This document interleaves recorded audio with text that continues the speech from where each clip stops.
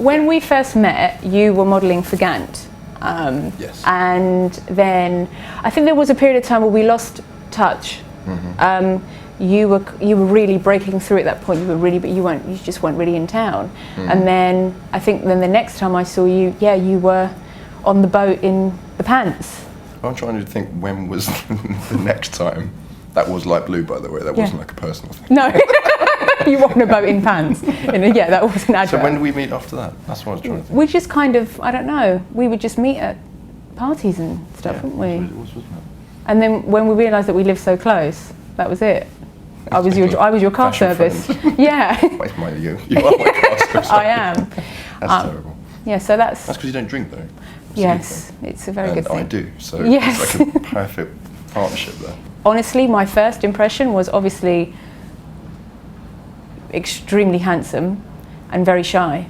And I didn't understand why you were so shy, because I would have thought you would have given off a different... That's what everyone thinks so. Yeah. But I'm still shy to this day. People still think, I'm sort of outgoing and I love the attention and everything else, but I would love to just run and hide away from crowds and people and everything else. But I think I've learned to adapt to that and love that in many ways. But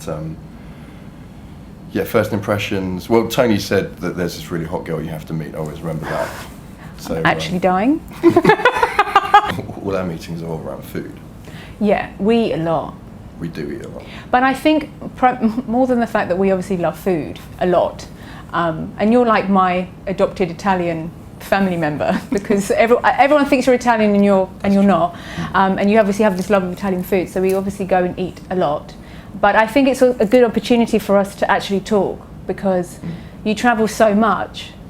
You travel way more than I do, and whenever I message you, you're in like Philippines or LA or some other fabulous place. We're catching up recently. But we catch up. That, so you're never around that much anymore.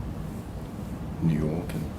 I stick to like 3 places, and you're like everywhere else.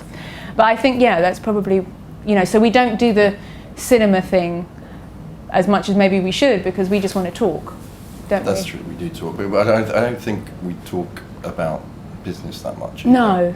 That's completely other. I'm loving your house renovation. I think that's I think I was going to say the thing we have in common is design. I know you'll be excited about me taking you down to the rubble that is my house at the moment, and you can actually see... I literally gasp with excitement. Yeah, probably more than me. Yeah. More, everyone else walks in and goes, oh my goodness, what have you done? And you walk in there going, it's going to be amazing, I can see. And I walk in there saying, that's my room. Yes.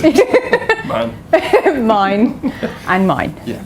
So when did you know that you wanted to get into fashion? Was it always something that you were interested in, or did you fall into it, or what? I didn't know I wanted to get into fashion. I just kind of fell into fashion, I think, more than anything.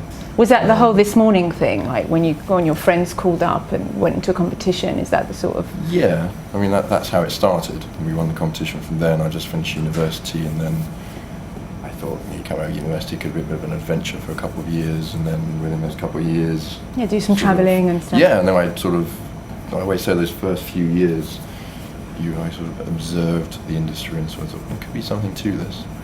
And went from there. But you purposely planned to go to... Yeah, I mean, I was always creative from a very young age up until my late teens. I actually thought I was going to be a dancer. That was my thing. And my mother used to make all my costumes and whatnot, so I was always with her, like sewing away and making stuff, and it always intrigued me. And I think... But that had to finish last year, though. That finished, yeah. No, I didn't continue the dancing. No, well, it was one of those things like, do I continue with my studies or do I continue with that? And it was obviously considered a bit more serious. So, but my main thing with the whole footwear, and why I really loved it, was primarily actually my brother was so into, he was obsessed. All the Italian brands, Valentino, Armani, Moschino, everything.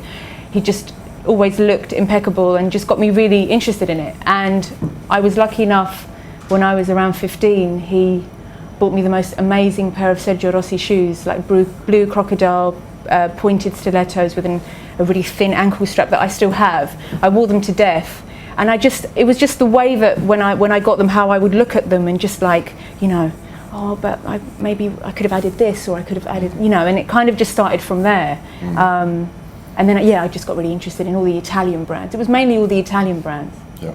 But that's a bit like me. I will still remember my first sort of good suit, even though I was always sort of very utilitarian with what I wore, and then at school and university was always kind of sports based. So I was really just sort of not tracksuits, whatever, but it was like I was going to training fields at home. So I never had the use for fashion. And I don't think guys really do. I think guys now do, but not back.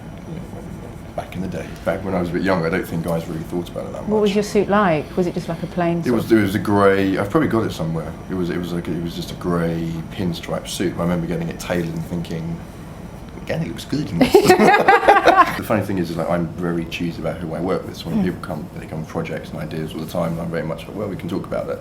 But when I remember you saying, well, coming up with an idea, I was like, yeah, I'm in. Not without even sort of knowing the idea, knowing that whatever you're going to do, whatever you're going to produce, is going to be sort of very, very high end, very funny, very. And then when we had the idea from Schwimmer,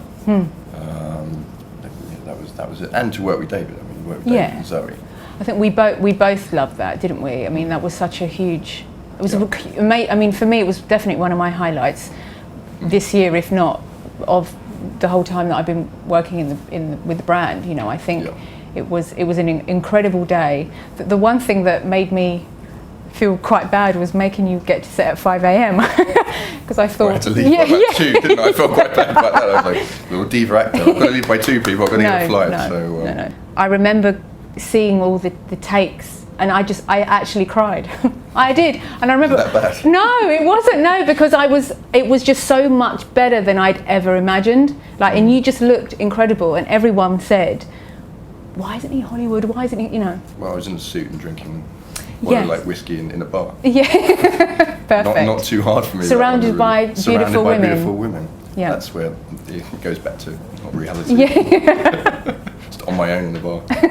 I hope I give you relationship advice when you need it. You're doing really well. Yeah, thanks. 33 and still single. I don't think you give advice. I think you listen, and I yabble. Because guys don't really want to be told. They just want to. Yeah. No one wants to be told anything really what to do. So I think we're both good at sort of listening and having. When we always laugh.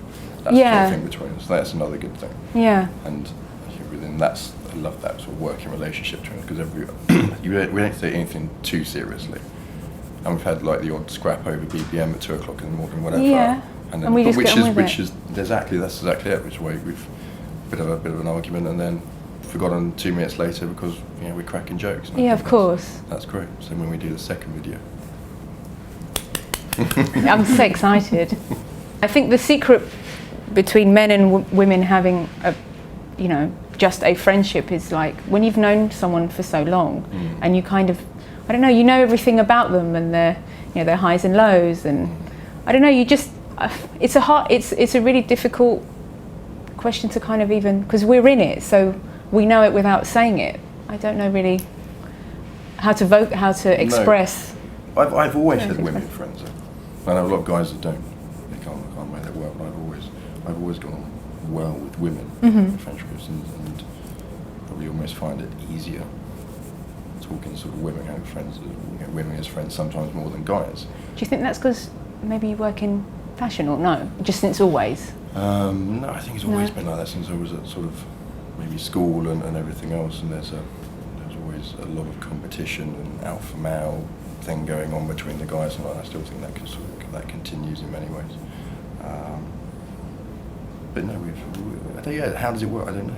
It just does work well. If it didn't work, then we wouldn't be friends. Absolutely. I suppose. But, I think that's the best answer.